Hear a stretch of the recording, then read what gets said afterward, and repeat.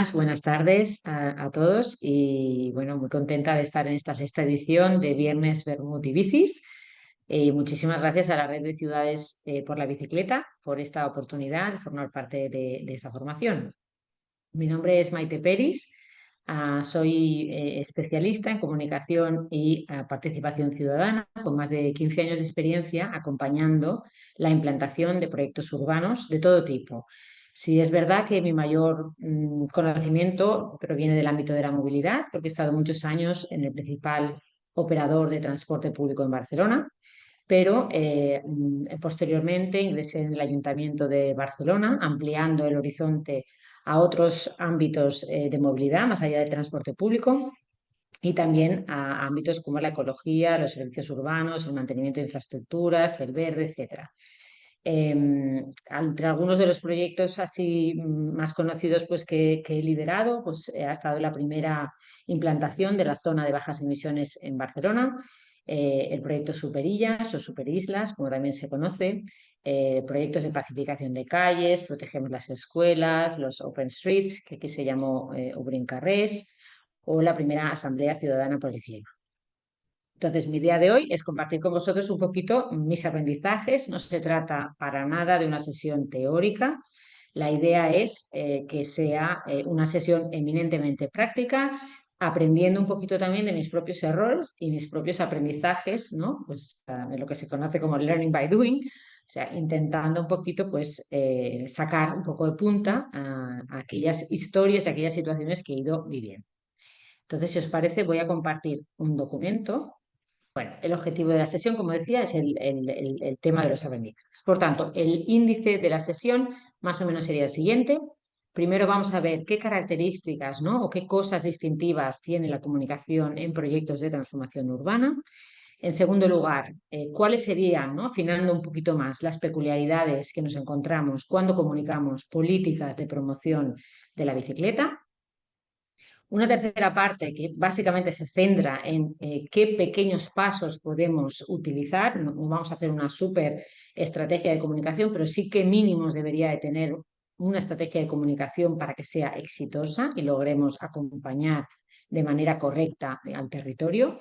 Y un apartado final de recomendaciones, bueno, pues que a mí me han servido y que creo que puede ser interesante que conozcáis. Por tanto, como veis, no va a ser nada teórico, no os voy a hablar de McLuhan ni de teorías de la comunicación de masas, sino que nos vamos a centrar en aprendizaje total, digamos, de proyectos en la calle. Por tanto, empezamos, imaginaos de alguna manera que habéis estado trabajando durante mucho tiempo en un proyecto de movilidad en el que habéis, bueno, os habéis dejado la piel con vuestros equipos, todo el mundo tiene mucha tensión y llega el momento en el que vais a presentar ese proyecto, accedéis a la sala de prensa en la que se va a llevar a cabo esa rueda de prensa de presentación de vuestro proyecto y en el fondo de la sala os encontráis una imagen como esta.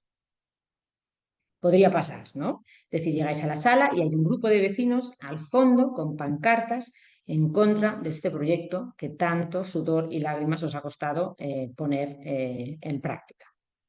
Pues esto, que parece que sería una situación sacada de un libro, es claramente una situación que yo he vivido y además en más de una ocasión. Y esto es así porque básicamente cuando trazamos o diseñamos un proyecto en el espacio público, si no contamos con el entorno, ¿no? que se va a ver beneficiado o perjudicado por esa actuación, pues tenemos muchas posibilidades de fracasar.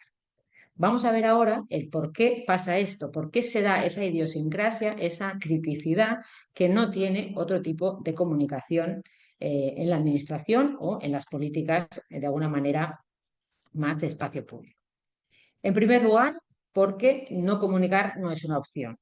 Lo tenemos muy claro que cuando la entidad proponente, digamos, del proyecto, sea una institución, sea una organización o una empresa, no comunica, nos exponemos a un riesgo mucho mayor y es que otra persona, otro agente comunique. Y ya sabemos que cuando no controlamos esos tempos ni controlamos esa comunicación, tenemos muchas posibilidades de que esa comunicación se vuelva en contra del proyecto. Por tanto, cuando comunicamos proyectos de transformación urbana, sea de movilidad o sea de urbanismo en el espacio público, no comunicar no es una opción. Tampoco es una opción básicamente porque es un derecho ciudadano. Es decir, si algo te está pasando delante de tu casa o en los alrededores desde donde trabajas, es necesario comunicarlo por un tema de transparencia, sobre todo si se trata de una organización pública, y también pues porque deberíamos de ser capaces de poder incluir la opinión del entorno en la toma de decisiones. En general, lo que necesitamos es claramente generar una confianza. Este tipo de proyectos, por regla general, tienen bastante criticidad, con lo cual, cuanto más compartamos el proyecto y lo socialicemos, mayor confianza se generará hacia el proyecto y, por ende, hacia la organización titular que lo promueve. Pero ¿qué características tiene? ¿Por qué hace que un profesional que se dedica a la comunicación de proyectos del espacio público de movilidad sea diferente, ¿no? Una persona que se dedica a comunicar políticas, por ejemplo, de vivienda? Y dirías, bueno, pues en España las políticas de vivienda son también un gran marrón, porque falta vivienda pública, siempre está digamos, en boca de la opinión pública. Bueno, estas personas que trabajan en comunicación de vivienda puede ser que tengan una crisis el día que se presenta ese informe, el día que se hace un balance sobre cómo van estas políticas, pero en general la criticidad va más ligada a momentos en que se hacen balances de determinadas políticas. En el caso de la movilidad, la criticidad es constante, es decir, la tenemos en nuestro día a día, pase lo que pase, sea un proyecto nuevo o no sea nuevo, siempre la criticidad es permanente. Al inicio de un proyecto, evidentemente tenemos mucha criticidad. Durante ese proyecto pueden pasar muchas cosas que se vuelvan en contra del proyecto, y también con esa consolidación de usos, es decir, con posterioridad a un proyecto flamante que nos ha ido súper bien implantar, puede ser que se acabe torciendo en los usos posteriores de esa infraestructura o de ese proyecto. Por tanto, es muy importante que tengamos claro que cuando comunicamos sobre movilidad estamos partiendo, ¿no?, de una situación de partida pues, más crítica que cuando comunicamos otro tipo de políticas. En primer lugar, porque tiene una afectación directa a la cotidianidad de la gente, al día a día de la ciudadanía. Mirad, las personas somos, bueno, somos animales de costumbre, no nos gusta que nos cambien las cosas. Por lo tanto, si yo voy a hacer un proyecto que me va a variar cómo me muevo de un sitio a otro, mi primera reacción va a ser siempre o de rechazo o de miedo a lo desconocido o en general de criticidad hacia algo nuevo que me está incomodando. Esto es muy importante y es importante saberlo porque por muchos datos y argumentaciones técnicas que nosotros tengamos, al final las personas somos criaturas emocionales y por tanto, como no seamos capaces de empatizar, ¿no?, con ese ciudadano que va a vivir de manera positiva o negativa ese cambio, pues tenemos muchas posibilidades de fracasar. Por tanto, la afectación directa en el día a día de las personas es una de las particularidades que más hemos de destacar en comunicación sobre movilidad. Una segunda sería la propia naturaleza de la movilidad, ¿no?, y es conflicto permanente. Esto lo hemos visto, bueno, yo lo he vivido literalmente en muchos de los proyectos que además de ser de movilidad se implantaban en el espacio público, y es que hay un conflicto permanente, incluso entre las diferentes disciplinas. En primer lugar, el espacio es finito, por lo tanto, si yo he de colocar un carril bici, a lo mejor he de mover dos contenedores, he de mover el parterre del verde hacia otro lugar, o he de modificar, ¿no?, pues la iluminación de una farola. Es decir, al final, todas las disciplinas que confluyen en ese espacio público están en conflicto permanente. Y si ya a nivel técnico existe ese enfrentamiento entre los técnicos municipales, por ejemplo, que trabajan en un determinado proyecto, pues imaginaros, ¿no?, cuando esto lo llevamos a la calle, donde la señora que va en silla de ruedas se enfrenta al propietario de un restaurante que tiene una terraza. Y todo esto está pasando en un espacio público que es finito. Por lo tanto, esta casuística de conflicto permanente es otra, desde mi punto de vista, de las peculiaridades que tiene la comunicación en movilidad. En tercer lugar, algo importante, el conflicto estratégico, que yo lo llamo, ¿no?, que es antes el huevo y la gallina. Te enfrentas muchísimas veces, sobre todo si trabajas en un ente público, pues a saber quién lleva, digamos, el timón. Ahí puede ser que tengas, en mi caso me ha pasado, pues un regidor de movilidad y un regidor de urbanismo. Y muchas veces necesitas entender cuando estás comunicando, pues si en ese caso ese municipio dispone de una estrategia de movilidad propia o la estrategia de movilidad es una pura herramienta para construir un determinado modelo de ciudad que el arquitecto jefe de esa ciudad tiene en la cabeza. Y eso es muy importante porque cuando comunicamos hemos de hacer pequeñas cajitas, hemos de hacer cajitas conceptuales que la ciudadanía acabe entendiendo. Por lo tanto, saber quién lleva los pantalones, si es la movilidad una estrategia en sí misma o es una herramienta sublevada a un proyecto futuro, a un modelo de ciudad que estamos vendiendo, es algo que, aunque parezca baladí, no es baladí para los profesionales de la comunicación, porque nos ayuda de alguna manera a explicar el por qué estamos haciendo cada uno de los proyectos. En cuarto lugar, herramienta sumamente politizada. Esto ya lo sabéis bien. Bueno, necesitamos tener todo el apoyo de la clase política en ese caso, ¿no? Para poder tirar adelante un determinado proyecto, si no, mal vamos. Pero por otro lado, es tan politizada que se produce una gran tensión en todo el equipo técnico. O sea, el proyecto en movilidad, bueno, si en otros ámbitos seguro que necesita ser perfecto, en el ámbito de movilidad la tensión es muy bestia y se traslada a todos los equipos, incluyendo el de comunicación, que tiene que controlar, además, bueno, pues que todo lo que se diga al respecto del proyecto sea positivo, ¿no? Esta tensión es importante también tenerla en cuenta cuando nos lanzamos a comunicar un proyecto de movilidad. Y en quinto lugar, el conflicto social, que ya hemos hablado ampliamente, ¿no? Normalmente, o sea, no todos son flores cuando uno empieza a lanzar un proyecto sobre movilidad, sino que lo normal es que al principio vaya mal y te cueste convencer a las personas de que ese cambio es necesario y será beneficioso pues, para ese sustrato social en el que se imbrica el proyecto. Muy bien. Que además, o sea, decimos, hemos visto la comunicación de proyectos urbanos, la comunicación de la movilidad y vamos llegando al centro del huevo. Además, si a esto le unimos la comunicación de las políticas de la bicicleta, ¿no? De la promoción ciclista, pues esta todavía también tiene una serie de características que se suman a las dos anteriores, ¿no? Sería como un círculo y estamos ya en la parte de dentro. En primer lugar, las políticas de la bicicleta generalmente tienen poca difusión y se hace muy poca participación ciudadana. ¿Por qué? Pues porque son actuaciones muchas veces rápidas, tácticas y por tanto, bueno, pues si el presupuesto es corto, es ajustado, pues normalmente estas directamente empieza un día y la gente se las ve en la calle. O sea, hay muy poca comunicación al respecto.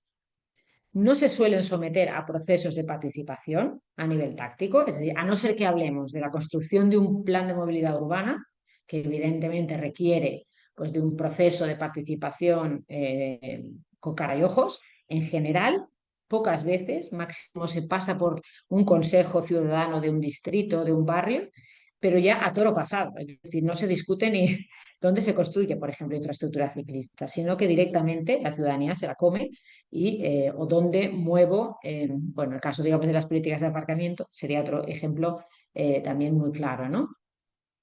Básicamente, poca participación. Y como no hay participación, normalmente no se le suele destinar muchos recursos, por tanto, no se acompaña comunicativamente hablando. Pongamos como máximo que se pone un cartel en la portería diciendo mañana empiezan las obras de construcción de este carril bici, por ejemplo, y se dedican poquitos recursos a la difusión. Allá básicamente, esta es una de las características más claras de lo que nos encontramos cuando comunicamos sobre la bicicleta. En segundo lugar, ¿no? Poca presencia en los medios de comunicación en general, mucha presencia en los medios escritos y redes sociales. Sí, tenemos la suerte en muchos de los casos en España, pues que existen periodistas, reconocidos periodistas de determinados medios de comunicación que además son ciclistas y por tanto, ¿no? Pues les gusta y dedican tiempo a escribir sobre esos temas, generalmente ausente en televisión, las políticas de la bicicleta. Difícil encontrar, ¿no? Un periodista que llegue a la redacción de un canal de televisión que suelen estar a las afueras de las ciudades, ¿no? Que llegue en bicicleta, es difícil, por tanto hay menos querencia hacia ese tema. Recordar la superinversión publicitaria, ¿no? Pues que el vehículo personal, ¿no? Y las marcas de coches pues, hacen en la televisión, por tanto este es el discurso generalmente dominante a nivel publicitario y existe una clara polarización del relato. Es decir, la comunicación de las políticas de la bici no es ecuánime y no es justa en general, ¿no? Suele haber una comunicación negativa, ¿no?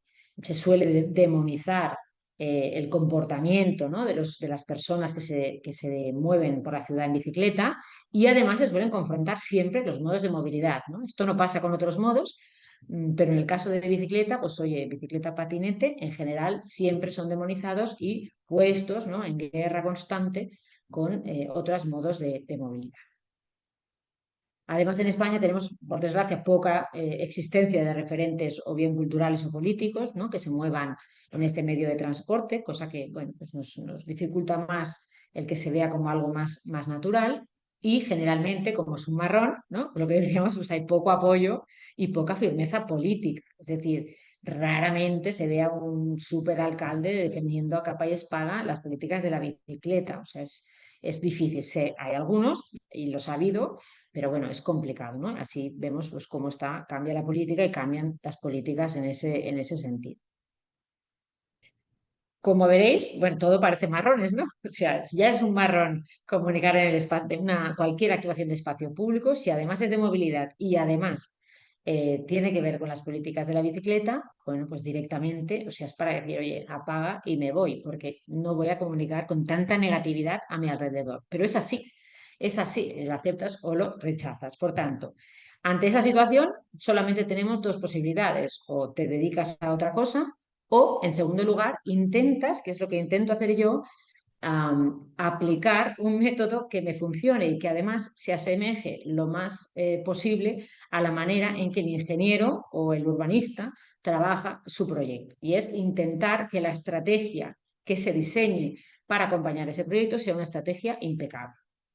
Muy importante, poner el mismo cariño que pondríamos a un proyecto, desde la ejecución y todos los pasos, aplicar este método más cartesiano a las políticas de comunicación de este tipo de proyectos. ¿Vale? Entonces, podemos ver infinidad de estrategias, digamos, de comunicación complicadísimas, pero sí hay 5 puntos que siempre han de tener, o sea, por muy mínimo que sea tu estrategia, serían las siguientes que voy a empezar a compartir, ¿no? En primer lugar, tener claro el objetivo. Parece una cosa súper sencilla de, hombre, voy a comunicar un proyecto de movilidad, claramente tengo claro el objetivo. Pues no, muchísimas veces parece que lo tenemos claro, pero no lo tenemos claro, ¿no?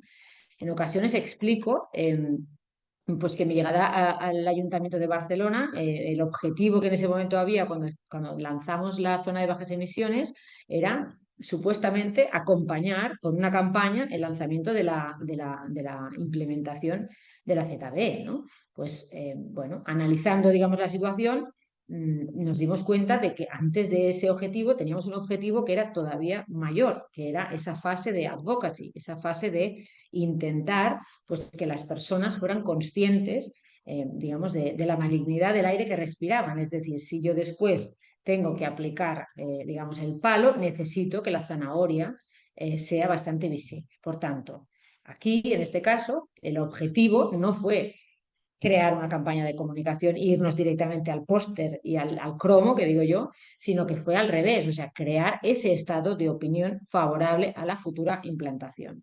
¿Cómo? Pues desarrollando elementos como trabajando con la comunidad científica, trabajando con los líderes de opinión, yéndonos a todos los medios de comunicación para empezar a diseminar la información sobre los contaminantes, el PM10 y el NO2, que empezaban de manera clara a salir en la información meteorológica de todos aquellos medios de comunicación que tenían espacio del tiempo o todas aquellas pantallas del metro, de ferrocarriles, de Renfe. Es decir, esto que pareció algo casual, no fue algo casual, sino que lo que intentamos es que las personas desayunaran cada día con el estado de calidad del aire, es decir, que hubiera una comunicación diaria sobre estos casos. Esto pasó también por desarrollar materiales específicos para los CAPS, por ejemplo, los centros sanitarios de proximidad, o, por ejemplo, para empezar a trabajar con la Agencia de Salud Pública de Barcelona los primeros informes que objetivaban la situación y que de alguna manera empezaban a contar las personas, los ingresos hospitalarios que había en Barcelona causados por este tema. ¿Por qué? Pues porque toda esa fase de advocacy era imprescindible para cuando pegáramos el palo y viniera la crítica, poder tener datos objetivos que de alguna manera apoyasen la implantación de la medida. Por tanto, Aunque parece que a veces el objetivo está muy claro, necesitamos realmente estrategia y pararnos a pensar y no ponernos en modo rápido, sino pararnos a pensar exactamente en ese contexto qué es lo que toca hacer a nivel informativo. Segundo elemento mínimo, el DAFO. El DAFO al final es el análisis situacional, ¿no? ¿Qué debilidades, qué amenazas, qué fortalezas y qué oportunidades?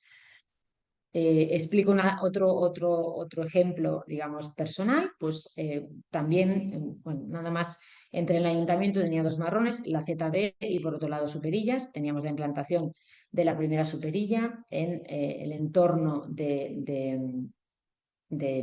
Poblenou y evidentemente, bueno, yo llegué al mes de que esto se había implantado, la crisis estaba en la calle, incluso los autobuses urbanos se perdían dentro de la Superilla, todos los vecinos estaban en contra, los comerciantes, bueno, había, digamos, un momento bastante de crisis y, bueno, se hablaba de dimisión incluso de ciertos políticos, ¿no?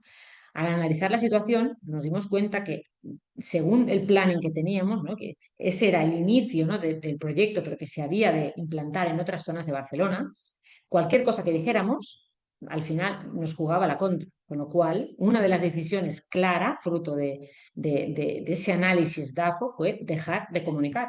Es decir, la estrategia fue el silencio. Es decir, no vamos a salir a seguir justificando y vendiendo los beneficios de este proyecto en un entorno en el que todo el mundo está en contra. Por lo cual, lo más inteligente fue convencer a la clase política en ese momento y a los gerentes que lo mejor era girar la comunicación hacia, básicamente, acompañar los procesos de participación ciudadana que se estaban llevando a cabo. Crear equipos específicos que de alguna manera trabajaran con el territorio para intentar lograr la aceptación del proyecto por parte digamos, pues del entorno.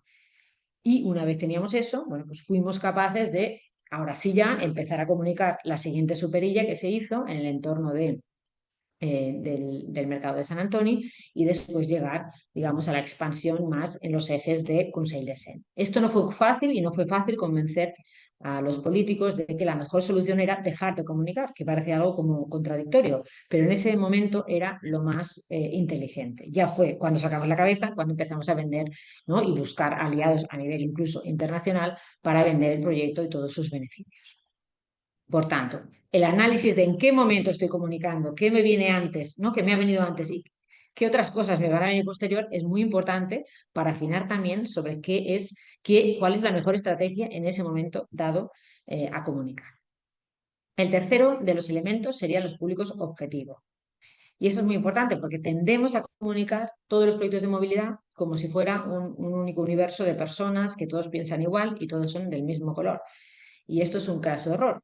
Muchísimas veces, y esto se ve mucho, ¿no? en la comunicación institucional, bueno, el café para todos. De alguna manera, no sé, si yo voy a hacer una campaña de comunicación para prohibir la circulación de bicicletas por las aceras, pues habrá un mensaje que le habré de comunicar al ciclista, ¿no? De que entra una moratoria o entra una nueva ordenanza a partir del día tal y qué opciones tiene, ¿no? Para dejar de moverse por ahí, pero otro mensaje bien diferente será lo que le tengo que comunicar a la persona que camina, porque al final esa medida la estamos haciendo para favorecer su seguridad. Por lo tanto, no podemos, bajo una misma campaña, utilizar el mismo mensaje para todos los mismos públicos, sino que hemos de ver cuáles son esos colectivos más afectados y diseñar un mensaje diferente, puede ser de la misma campaña, pero un mensaje diferente para cada uno de ellos. Cuarto elemento mínimo que ha de incluir un calendario de acciones. Al igual que el proyecto técnicamente tiene un calendario de acciones, el proyecto comunicativo ha de acompañar el proyecto técnico. Por tanto, hemos de tener una fase previa a ese proyecto. Pues si es una obra, por ejemplo, en el espacio público que necesitamos hacer, pues para cambiar la circulación de una determinada calle, habrá una serie de datos que habremos de dar con antelación, una serie, digamos, de comunicaciones que habremos de hacer en el durante, te muevo el contenedor, mañana te cambio el sentido de la calle, o sea, tenemos que seguir a pies juntilla lo que será el plan de acción a nivel táctico y después, a posteriori, también lo que sería, digamos, la consolidación del uso pues, de ese determinado proyecto. Y, en quinto lugar, el presupuesto. Y aquí es algo que en comunicación, bueno, pues nos sirve como excusa para todo, ¿no? Muchísimas veces decimos, uy, pues que no tengo dinero, con este poco presupuesto que tengo, imposible comunicar. Y es así, es verdad que ¿no? Normalmente no se suelen dotar presupuestariamente de grandes presupuestos, pero al final lo que sí que tenemos es una cabeza pensante y lo que hemos de hacer es dejar de trabajar la comunicación de los proyectos de movilidad como si fueran silos y solo comunicar la institución o la empresa o la entidad que hace ese proyecto, sino busquemos aliados, busquemos fuera quién puede ayudarnos a amplificar nuestro mensaje. Si yo tengo que implementar, no sé, la ZBE, pues en nuestro caso, o tengo que hacer, por ejemplo, pues una comunicación a motoristas, bueno, pues verdad que los motoristas pagan una serie de impuestos a Hacienda, pues bueno, Hacienda puede ser un aliado clave y en el momento en que se encarta la notificación del pago, meter una cuña informativa sobre algo que yo quiero informar al respecto, digamos, de los motoristas. ¿Verdad que los motoristas se asocian en determinadas asociaciones? Pues estos tienen bases de datos que me permiten hacer llegar la comunicación o amplificar el mensaje. O bien determinados momentos o determinados lugares por los que han de pasar sí o sí un taller, han de pasar la ITV. Bueno, todos estos elementos, si nosotros hacemos un foco centrado en ese usuario, veremos cómo hay una serie de patrones que se repiten y, por tanto, una serie de alianzas que yo puedo establecer para intentar amplificar la campaña o la acción de comunicación que quiera llevar a cabo. Por tanto, habría muchísimos más elementos, pero estos mínimos siempre los hemos de poner en cuarentena y siempre los hemos de pensar y adecuar a cada proyecto y a cada momento, digamos, en el que nos encontremos en cada uno de ellos. ¿Qué no podemos perder nunca de vista cuando comunicamos? Bueno, evidentemente la visión ciudadano-centrista. Esto es algo de lo que se carece en general. eh, bueno, pues, pues no por quejarme de los urbanistas o de los ingenieros, pero en general uno se pone cuadrado con mi proyecto, aquí empieza y sigue aquí y acaba aquí, cuando dices, bueno, a lo mejor si te pones en el lado, digamos, del ciudadano, tiene más sentido empezar así y seguir de otra manera, sin que eso signifique que tengamos que cambiarlo, ¿no? O si voy a hacer una obra de grande magnitud y tengo un vecino que está afectado por esta obra y esta obra, hombre, no le hagamos una comunicación de cada una de ellas, sino intentemos integrar qué es lo que va a pasar a su alrededor que le va a afectar en su día a día, ¿no?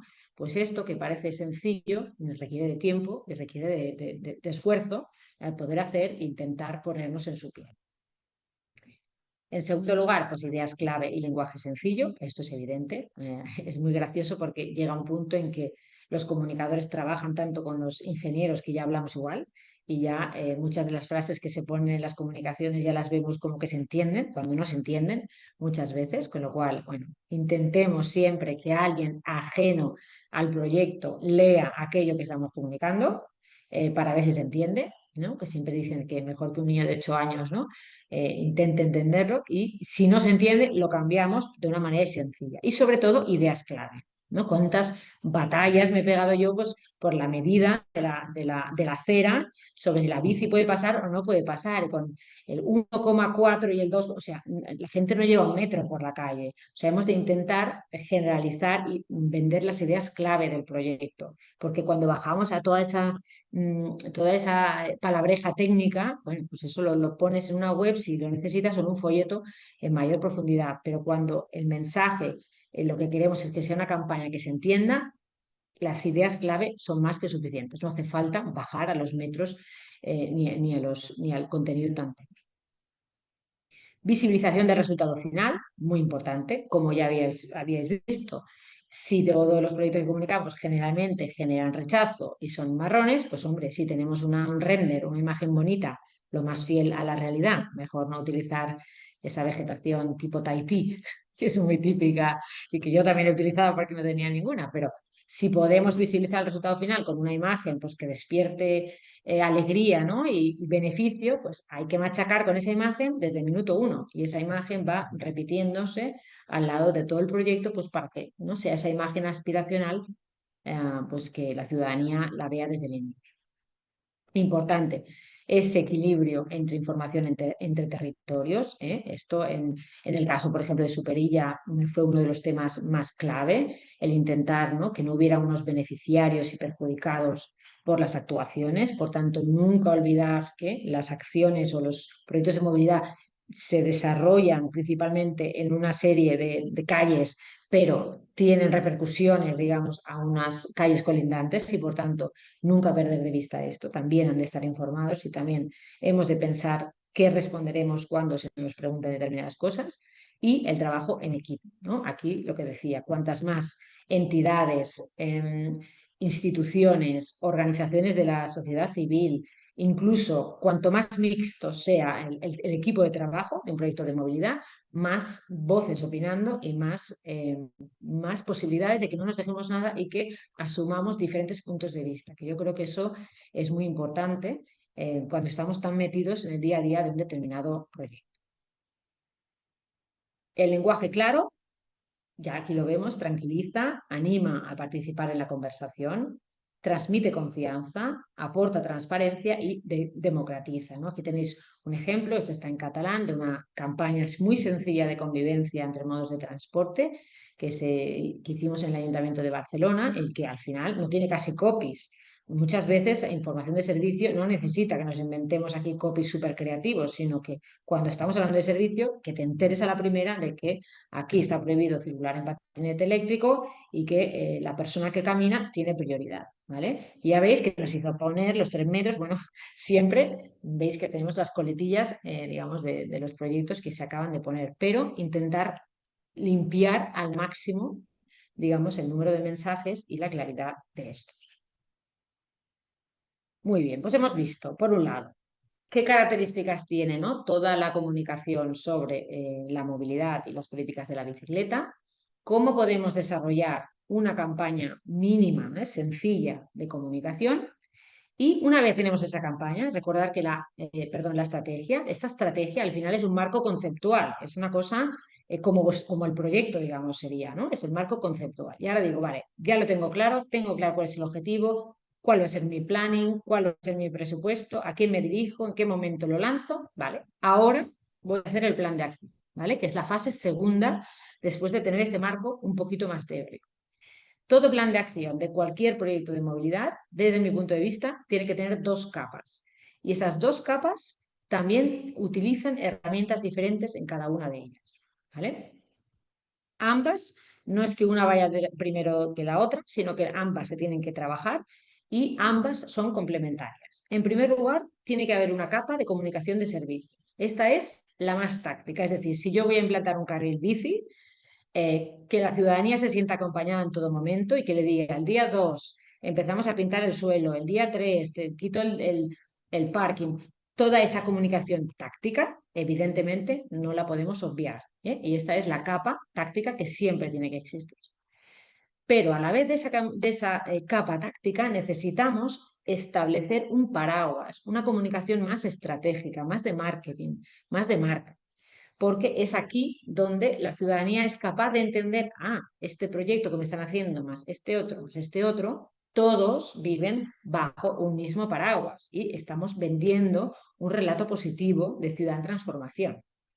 Por tanto, si tenemos sobre todo millones de proyectos, como a mí me ha pasado, desperdigados por el territorio, cuanto más simplifiquemos en un claim, en un paraguas comunicativo que sea único y que se va repitiendo como una mosca en todos los proyectos, más sensación daremos de agrupación, digamos, de contenido, ¿vale? Vamos a ver cada una de ellas muy brevemente. Pasamos a la primera, que es la comunicación táctica. Esta comunicación táctica es la que hacemos con carácter intensivo y con afectaciones y detalle concreto.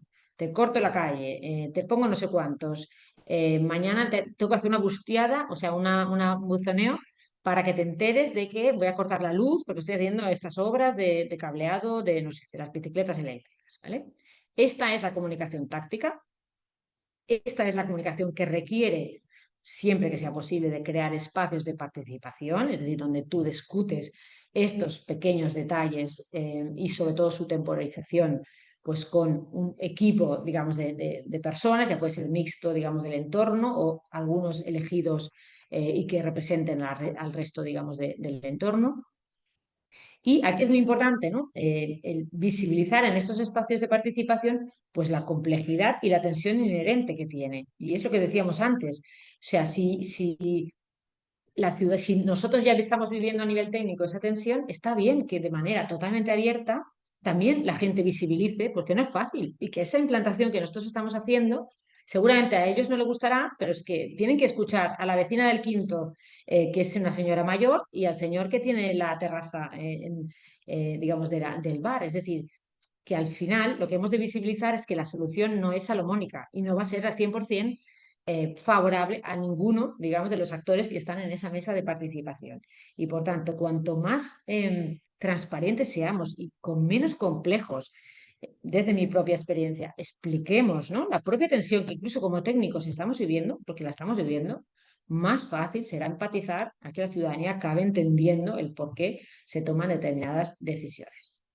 Y esta es la comunicación, bueno, pues que sigue las fases bien delimitadas del proyecto. Al final, la comunicación lo que hace es pegarse como una mochila a cada una de las fases, digamos, que ya de por sí tiene el proyecto técnico. Por tanto, si esta comunicación de servicio tiene también sus herramientas. ¿Qué herramientas son estas? Bueno, pues todos los materiales más bien informativos, pues desde un cartel en una portería que se pone en los portales de cuando se ejecutan determinadas obras. Es aquí cuando ponemos, si es posible, apoyo de personal a pie de calle. Esto siempre, siempre es recomendable.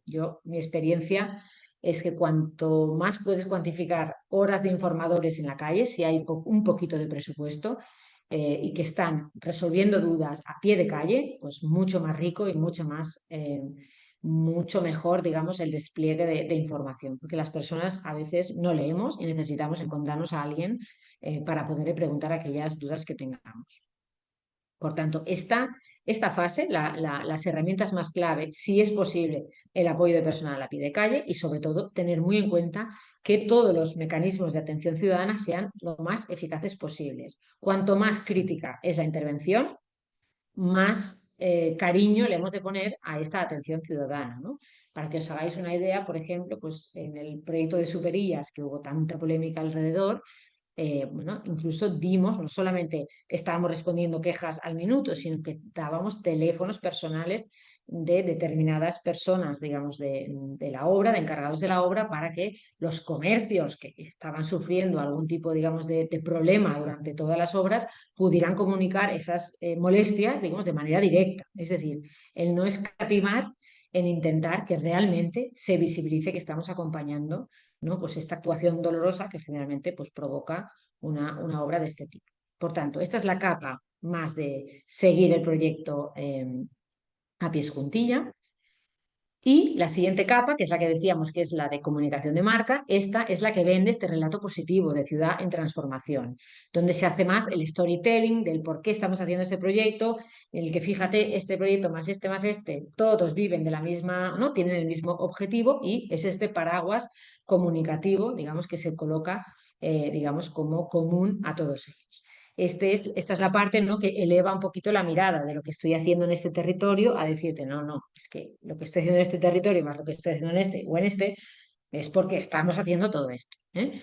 Y esta, evidentemente, es la capa, digamos, de marca que trabaja aquellos materiales, bueno, pues que son más explicativos del por qué estamos haciendo lo que estamos haciendo, ¿no?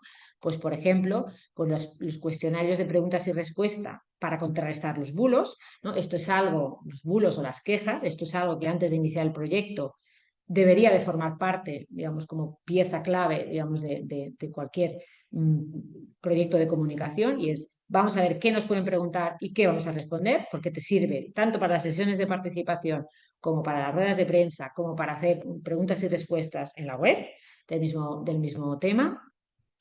Es ¿no?, dentro de este paraguas donde buscamos aquellas imágenes, aquellos renders que nos permitan vender esos beneficios a largo plazo. Es esta la gráfica identificativa potente, ¿no?, que de alguna manera vende todo lo que estamos haciendo. Es aquí, ¿no?, donde se crea el web repositorio con toda la información, y si además hemos hecho sesiones de participación, las actas de las sesiones también deberían estar en esta web repositorio. Y es en esta capa, digamos, de más de marca, donde le podemos dar a la imaginación e incluso buscar el apoyo de líderes de opinión, ¿no? No sé, pues por poner un ejemplo más de residuos, ¿no? Pues la implantación del puerta a puerta aquí en Barcelona, que fue también muy acompañada de polémica. Aquí lo que hicimos, por ejemplo, era inventarnos posibles, o sea, pseudo eventos que eran totalmente inventados, en los cuales traíamos a líderes de municipios donde se había implantado el puerta a puerta con éxito para que vinieran a explicar un acto que al final lo vestías de otra manera, para que vinieran a ver, bueno, pues que oye, no era para tanto y que era fácil y que, bueno, y que a ellos les había funcionado, qué cosas bien y qué cosas mal, ¿no? Lo mismo hicimos pues para Superillas. O sea, el hecho de que se crearan unas conferencias con el nombre de Superilla Barcelona y vinieran líderes de diferentes ciudades, no fue algo así que cayó de la higuera, sino que claramente buscábamos ese apoyo, ese advocacy internacional en un momento en el que había mucha crítica interna. Por tanto, es un pseudo evento porque me lo invento con la excusa de intentar explicar y vender que no estábamos locos, sino lo que se estaba haciendo en Barcelona era común a lo que estaban haciendo otras ciudades de medio mundo, ¿no? Por tanto, es en esta capa en la que podemos darle a la imaginación y no estamos tan ligados al cartel de portería, el folletito o la carta, digamos, que te hago llegar a tu casa. No sé si se entiende, espero que sí, es simplemente información táctica, información mucho más elevada, más de marketing. Y ya como consejos finales, yo diría que después de lo que hemos visto, ¿no? Como crear una pequeña estrategia, ¿cuáles serían los dos planes de acción que deberíamos, digamos, seguir? Bueno, pues como consejo final, yo siempre repetiría, y más en políticas de promoción de la bicicleta, pues evitar la confrontación, ¿no? Ya la tenemos suficientemente en la calle, pues como para intentar, digamos, no comunicar creando todavía más estos silos y esta visibilidad, digamos, de la confrontación. En segundo lugar, ser realista, vuelvo al punto inicial. Tenemos un punto de partida diferente en cada una de las personas y generalmente negativo. Por lo tanto, hombre, más vale no ser un happy flower y empezar a vender el proyecto como si fuera la última maravilla, cuando de entrada sabemos que a lo mejor el caldo, digamos, de cultivo que hay ahí es de bastante rechazo. Por tanto, más vale empatizar y empezar de manera más humilde para intentar después irte subiendo si la cosa va bien, ¿vale? Pero es muy importante aceptación de ese punto de partida. En el caso de la bicicleta, muy importante, ¿no? Humanizar la comunicación, menos datos y más experiencias personales. Claro, esto es algo que nosotros, por ejemplo, en el ámbito del ayuntamiento trabajamos muy bien cuando se lanzó la primera ordenanza de la bicicleta y visibilizamos los diferentes tipos ¿no? de usuarios de bicicleta y por qué lo utilizaban, dando las razones, ¿no? Un poquito del por qué, pero es verdad que cuando vamos a infraestructura perdemos un poco el norte, en general todos, y nos ponemos a vender pues, el hierro, el carril bici o lo que sea, ¿no? Yo creo que está bien que nunca, sobre todo esta, que es muy aspiracional, la bicicleta, humanicemos la comunicación y siempre, ¿no? Compartamos ejemplos de personas que la utilizan y expliquemos sus vivencias personales. Básicamente porque nos ayudan a visibilizar los beneficios, ¿no? Eh, Toda comunicación de políticas de la bicicleta ha de hablar, y yo soy muy partidaria de que hable de beneficios tangibles, es decir, busquemos informes, busquemos papers que se hayan hecho de otras ciudades, ¿no? Que te hablen y que pongan números a cómo benefician a la economía, cómo benefician la eficiencia, ¿no? Si tenemos algún estudio no sé dónde, ¿no? Pues que contrarresta, ¿no? El bulo de que si ponemos carriles bici dejan de vender los comercios locales. Bueno, pues esta información la hemos de buscar y tenerla siempre para poder contrarrestar esa información. Pero igual que vendemos, tenemos que tener claros esos beneficios tangibles, también sobre todo los intangibles, que son los que podemos vender pues, de manera más de historias personales, ¿no? El por qué una persona se mueve en bicicleta, pues si lo hace porque es más feliz o porque además contribuye, digamos, a que mejora su salud o realmente la persona bueno, pues es activista y lo hace porque cree, ¿no? en el bien común o, no, o en las políticas más bien ambientales. Yo creo que el enseñar todo ese abanico, digamos, de posibilidades, pues humaniza y acerca y hace que más personas puedan sentirse apeladas, ¿no? por esa sensación. Y el último pues, sería el link con modernidad. Aunque tengamos, ¿no? esa demonización de las políticas, la bicicleta es algo moderno. Y por tanto, cuanto más liguemos nuestro mensaje a que lo que estamos haciendo lo están haciendo las ciudades modernas del mundo, pues más fácil será de alguna manera que esto cale en positivo. Por tanto, en definitiva, la comunicación, como estáis viendo aquí, no es un cromo. Yo siempre soy muy partidaria y la defiendo a muerte, porque la comunicación claramente te puede ayudar mucho en la mejora de procesos. Es una verdadera oportunidad. El comunicador es un partner vuestro. O sea, no se tiene que ver como la persona a la que llamo una vez, ya tengo desarrollado todo el proyecto para que me haga el cromo y con este cromo salgamos a comunicar, sino que si lo incluimos desde el inicio, te puede hacer pensar, te puede hacer, al final no es una persona técnica, sino que es lo más cercano, digamos, a un ciudadano, con lo cual te puede hacer cuestionar tempos, maneras de hacer y además, bueno, es una voz más y que te puede dar su opinión y que cuanto más empapado esté, más fácil será que después comunique. Y, en segundo lugar, la mejora de procesos, como decía, cuanta más sumar esfuerzos, más alianzas, y en eso el comunicador de tu organización normalmente se puede relacionar con los comunicadores del resto, pues más posibilidades que tenemos de amplificar ese mensaje. En definitiva, la comunicación no es un añadido, como habéis podido ver durante toda la sesión, sino que claramente bien trabajada, pues puede determinar el éxito de una actuación. Es más, yo creo que es algo que hoy en día no nos podemos no permitir. Es decir, necesitamos aplicar ciencia, también comunicación, ayudando a los procesos. Muchísimas gracias, espero que os haya resultado interesante y nos vemos el próximo viernes en la sesión más face to face. Muchas gracias.